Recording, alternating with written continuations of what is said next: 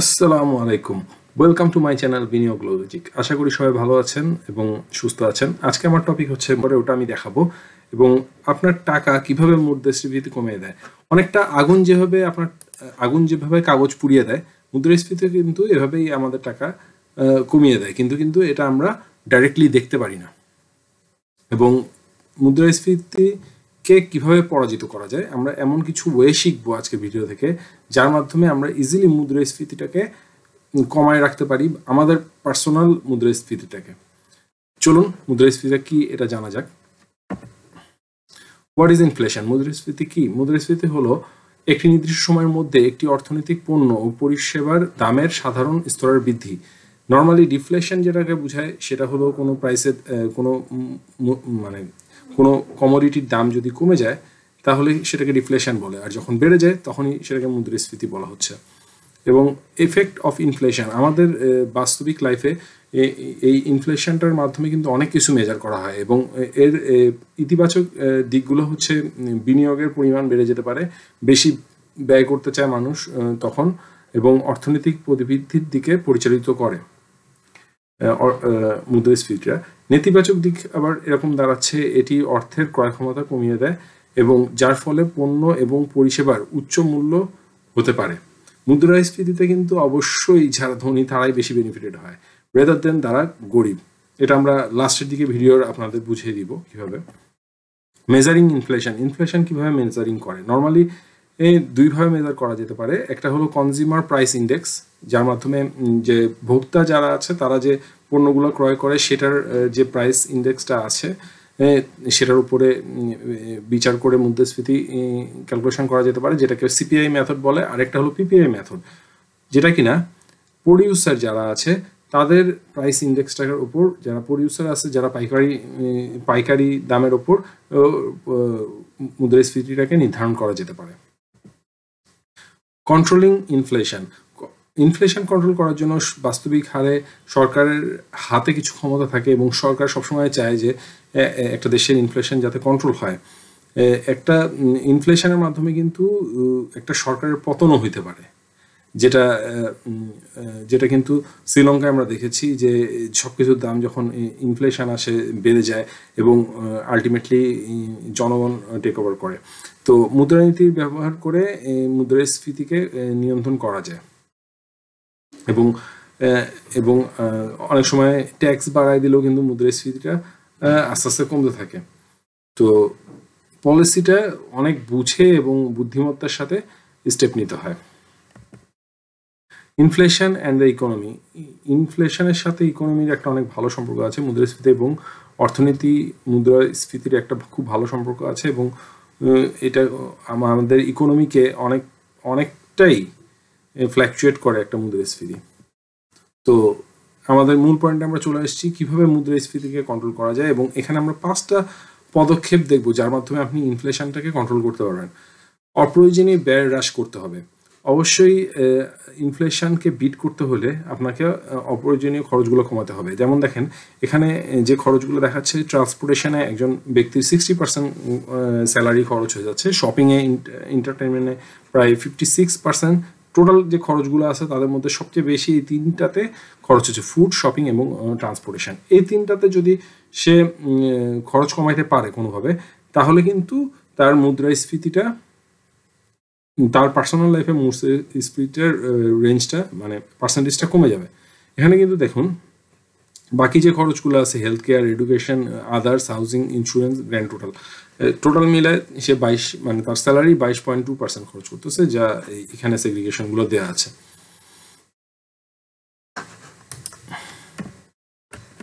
তারপরে যদি একটু দেখি নেক্সট পয়েন্টটা, যদি দেখি স্মার্ট কেনাকাটা করতে হবে। স্মার্ট কেনাকাটা বলতে এখানে বোঝানো যাচ্ছে যে সকল জায়গায় আপনি বাইরের ব্র্যান্ড কিনতে পারেন, সেখানে আপনি মুদ্রাস্ফীতি যখন বেড়ে যাচ্ছে তখন স্থানীয় ব্র্যান্ডে চলে আসেন। ইম্পোর্ট প্রোডাক্টের উপর আপনার কনজামশন কমায় দেন। যে প্রোডাক্টগুলো আপনি স্টোরেজ করতে পারবেন সেই প্রোডাক্টগুলো বেশি কিনে কম প্রাইসে যদি অফার থাকে তাহলে ওই প্রোডাক্টগুলো বেশি কিনে স্টোরেজ করেন পরবর্তীতে ব্যবহারের জন্য।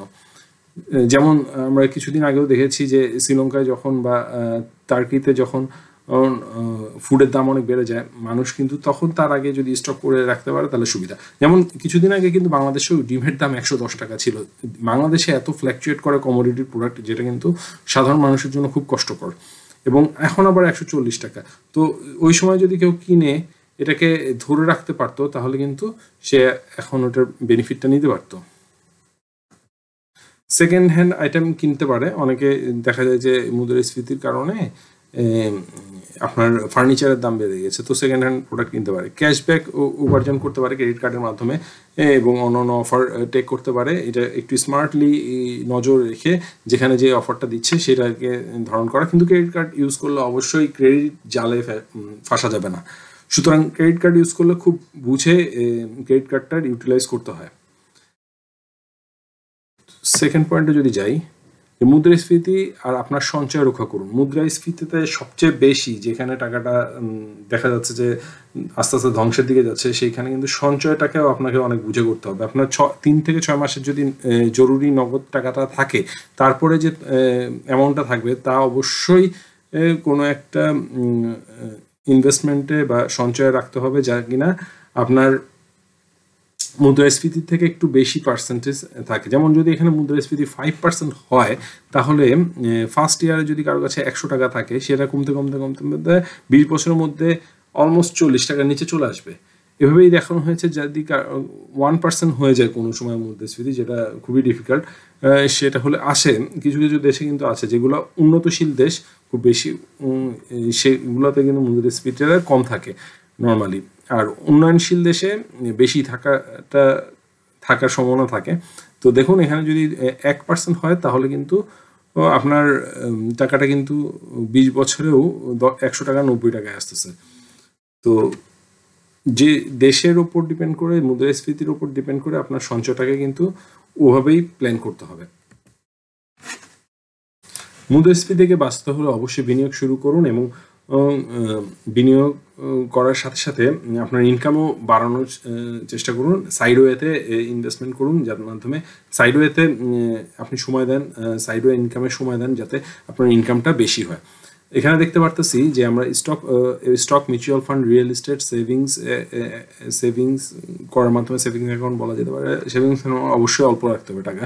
লাইফ ইন্স্যুরেন্স, সার্টিফিকেট ডিপোজিট যেমন সঞ্চয়পত্র, বন্ডস এবং ফরেন ডলারে যদি আপনি কিছু ইনভেস্ট করতে পারেন, এরকম বিভিন্ন সেক্টরে আপনাকে ইনভেস্টমেন্টটা করতে হবে।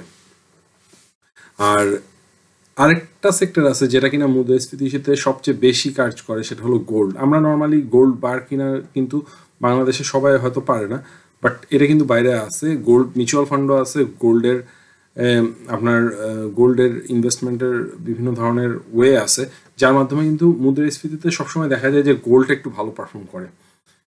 Ways to generate side income. তো সাইড ইনকাম জেনারেট করার জন্য কিছু কিছু ওয়ে আছে, যেমন লাইফ কোচিং, ফ্রিল্যান্সিং, এন্টারপ্রেনিয়ারশিপ, কোনো বিজনেসে যদি আপনি টাকা খাটান, অফার অনলাইন কোর্সেস। লাইফ কোচিংটা মানে হচ্ছে যে আপনি পার্সোনাল লাইফ থেকে যা যা শিখেছেন সেটা দিয়ে কোনো একটা কোচিং করালেন। ফ্রিল্যান্সিং সবাই তো জানি এখন ফ্রিল্যান্সিংয়ের মাধ্যমে টাকা উপার্জন করা যায়। তো এরকম সাইডওয়ের মাধ্যমে আপনাকে ইনকামটা বাড়াতে হবে। এখন আমরা দেখব একটু পার্সোনাল মুদ্রাস্ফীতির যে চার্টটা আমি বানিয়েছি, যে একজন মানুষের মুদ্রাস্ফীতিটা লাস্ট 2 ইয়ারে কীরকম দাম বেড়েছে, এবং ওইটা অনুযায়ী একজন মানুষের মুদ্রাস্ফীতিটা কীরকম বেড়েছে। চলুন তার আগে দেখে আসা যাক বাংলাদেশের মুদ্রাস্ফীতি। এটা গুগল থেকে নেয়া 9.05% এখন আছে 2022-এ, যা কিনা 2023-এর শুরুতেই এরকম আছে, যা কিনা 2022-এ ছিল 6.15% এবং 2021-এ ছিল 5.56%। তো এখানে আমরা একটু দেখি ইন্টারেস্টিং ব্যাপার, যেটা কিনা আপনার স্যালারির ওপর ডিপেন্ড করে আপনার মুদ্রাস্ফীতি কিন্তু কিছুটা নির্ধারণ হয়। স্যালারি কত পার্সেন্ট আপনি খরচ করতেছেন এবং কোন কোন সেক্টরে খরচ করতেছেন এটার উপর ডিপেন্ড করে।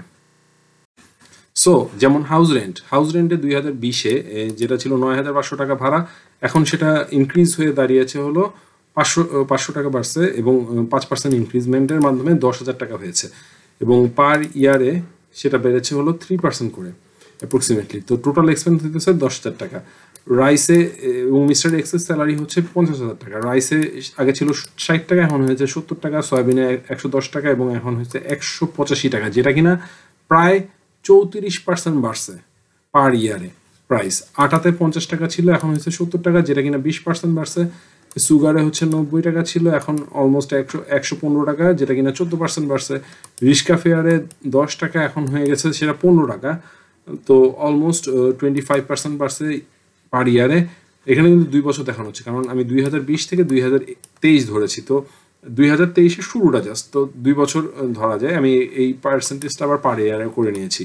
এগের জাম যেটা ছিল 90 টাকা, অন অ্যান এভারেজ আমি ধরলাম হলে এখন বলতেছে 140 টাকা, আমি ধরলাম 140 টাকা, 28% বাড়ছে এগের দাম। ইউটিলিটিতে 6 টাকা যেটা ইউনিট ছিল ইলেকট্রিসিটি, আমি একটা জাস্ট বোঝানোর জন্য, সেটা হয়ে গেছে এখন 6.62 টাকা, তো 5%-এর মতো বাড়ছে। ইয়ারলি গ্যাস সিলিন্ডার ছিল যেটা 1100 টাকা, সেটা হয়ে গেছে 1650 টাকা, তাহলে 25% বাড়ছে এখানে। এডুকেশন যেখানে আগে 5000 টাকা দিয়ে যে পরিমাণ এডুকেশন পাওয়া যেত, এখন সেটা হয়ে গেছে 8000 টাকার মতো। এটা জাস্ট একটা আমার আইডিয়া, বাট এরকমই হয়েছে। আপনারা যদি ক্যালকুলেশন করে দেখেন যে আপনি মাস্টার্স বিবিএ করতে আগে যেখানে 5 লাখ টাকা লাগতো কথা সেখানে এখন 8 লাখ টাকা লাগতেছে। তো এখানে 30% বাড়ছে।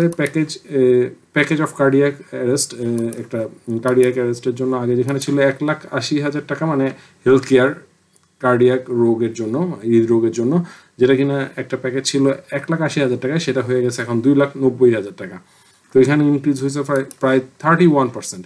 ইলেকট্রনিক, যেখানে 10,000 টাকায় আপনি একটা ইলেকট্রনিক পাইতেন, ইলেকট্রনিকে বেশ অনেক ভ্যারাইটি আসছে এবং মোটামুটি রিজনেবল 5% হারে বাড়ছে। ড্রেসে আপনার যেখানে 1200 টাকা খরচ হতো একটা শার্ট কিনতে, এখন সেটা হয়ে গেছে 1700 টাকা। তো মেয়েদের ড্রেসও আছে এরকম, ওইটা আপনারা ক্যালকুলেশন করে নিন, আমি জাস্ট বোঝার জন্য একটা। 21% বাড়ছে ড্রেস পার ইয়ারে। এন্টারটেনমেন্টের যে মুভিটা আপনি আগে দেখতেন 1000 টাকায়, সেটা কিনা হয়ে গেছে, বা যে ফুডটা আপনি খেতেন এন্টারটেনমেন্ট করতে, যে কোনো জায়গায় ঘুরতে গেলে সেখানে আপনার খরচ হতো আগে 1000 টাকা, সেখানে এখন হয়ে গেছে 1200 টাকা। তো 20% বাড়ছে, তো 10% আপনার বাড়ছে এখানে পার ইয়ারে। তো এগুলা প্রত্যেকটাই বাড়ার থেকে এখানে হচ্ছে যে আমার কতটুকু করে খরচ হতো, বা মিস্টার এক্সের কতটুকু করে খরচ হতো পার মান্থে, যে কোনটাতে কতটুকু করে সে দিত। তো এখানে দেখুন প্রত্যেকটাতে কিন্তু একটা করে অ্যামাউন্ট যতটুকু তার লাগে পার মান্থে সেটা দেওয়া আছে, এবং টোটাল 34,590 টাকা মিস্টার এক্স খরচ করতো। তো 34,590 টাকা খরচ করতে, এবং বাকিটা সেভিংস অথবা ওয়ান্টসে যেত, যদি মোবাইল টোবাইল কিন্তু হাবি যাবি টুকটাক যদি কিছু থাকতো সেগুলোতে। তো এখানে দেখুন এক্সপেন্সের কত পার্সেন্ট সে খরচ করতেছে কনসিডারিং দ্য স্যালারি। তো 69% সে খরচ করতেছে, বাকিটা তার থাকতেছে তো সেভিং বা আদার পারপাসে। তো এখানে দেখুন তার ইনফ্লেশন আসতেছে কত, ইনফ্লেশন আসতেছে 12.6%, যেটা কিনা আমরা বলতেছি আমাদের দেশের ইনফ্লেশন হলো 9.05, কিন্তু তার পার্সোনাল লাইফে ইনফ্লেশন হয়ে গেছে 12%, যেটা কিনা একটু ডিফিকাল্ট বিট করার জন্য। এটা আমরা কিভাবে বার করলাম হচ্ছে তার টোটাল যে খরচটা আছে, যে পার্সেন্টেজটা আছে, সেটা দিয়ে ইনফ্লেশন পার্সেন্টেজটাকে জাস্ট গুণ দিছি, তাহলে কিন্তু আমরা এটা পেয়ে যাচ্ছি। মানে তার 69% যে খরচটা, এই খরচটা আগে যে অ্যামাউন্ট লাগতো তার থেকে এক বছরে তার 18% বেশি লাগতেছে। তো ওইভাবে বার করা এটা 12.6%। এখন মজার ব্যাপার হচ্ছে সে যদি কোনোভাবে সাইডওয়ে ইনকাম অথবা কোনোভাবে ইনকাম তার আরও কোনোভাবে যদি বা ইনক্রিমেন্টের মাধ্যমে ভালো একটা ইনক্রিমেন্ট পাইছে 70,000 টাকায় আনতে পারে, তাহলে দেখুন কি হয়। 70,000 আনতে পারলে কিন্তু তার 9% ইনফ্লেশনে সে চলে আসতেছে। তো সে কিন্তু তখন একটা রিজনেবল জায়গায় চলে আসতেছে, এবং যদি সে সঞ্চয়পত্র করে তাহলে অ্যাটলিস্ট সে ইনফ্লেশনের সমান থাকতে পারতেছে। এবং আপার ট্রেন্ডে যদি স্টক, ভালো স্টকে ইনভেস্ট করে কিছু প্রফিট করতে পারে, তাহলে কিন্তু সে ইনফ্লেশনকে বিট করতে পারতেছে। এবং রিয়েল এস্টেটে ইনভেস্ট করলেও সে কিন্তু ইনফ্লেশনকে বিট করতে পারতেছে, কিন্তু একটু লঙ্গার টাইমের জন্য। তো এখানে যার স্যালারি, যেমন আপনি যদি একটু রিচ পিপলদের হিসাব করেন, তাতে কিন্তু বিভিন্ন জায়গা থেকে ইনকাম এসে ধরেন 1 লাখ টাকা তার পার মান্থ ইনকাম হচ্ছে, তাহলে কিন্তু তার জন্য ইনফ্লেশন 6.3%। এখানে কিন্তু আমার আরেকটা যুক্তি কাজে লাগতেছে, যে আমি বলছিলাম যে যদি কিনা একজন মানুষ গরিব হয়, মানে তার ইনফ্লেশন রেটটি কিন্তু তাকে বেশি ইফেক্ট করতেছে, কারণ এই কমোডিটিগুলো কিন্তু দুইজন মানুষের জন্য লাগতেছেই। আপনি কিন্তু কোনো রাইস খাওয়া ছাড়া থাকতে পারতেছেন না এদেশে, হয়তো কিছুদিন আলু খেয়ে থাকলেন, সেটা আলু ভর্তা, কিন্তু সম্ভব না, কারণ আমরা তো ওইভাবেই তৈরি হয়েছি। তো দেখেন দুইজন মানুষের খরচ, যেখানে কিনা যেই অ্যামাউন্টটা কিন্তু আমি বাদ দিতে পারবো না দুইজন মানুষের জন্য, সেই খরচটা আমার লাগতেছে মিনিমাম খরচ। তো যদি দুজন ওইখানে যদি 1 লাখ টাকা ইনকাম থাকতো তাহলে কিন্তু 6.3% ইনফ্লেশন চলে আসতো। তো আরও যদি আমি বাড়াই, সাপোজ আরও বাড়াই না, আরও কমাই আনি, 35,000 যদি আনি কারো স্যালারি, বা 40,000 যদি আনি, তাহলে কিন্তু ইনফ্লেশন তাকে আরও বেশি হিট করতেছে, 15.8%, যেটা কিন্তু তার টাকাই চলে যাচ্ছে আলটিমেটলি। তো এখানেই ব্যাপারটা দাঁড়াচ্ছে যে ধনীদের তুলনায় আমরা যারা মধ্যবিত্ত আছি বা গরিব আছি তাদেরকে কিন্তু বেশি সতর্ক থাকতে হয় যখন একটা ইনফ্লেশন ফ্ল্যাকচুয়েট শুরু করে বা হাই থাকে।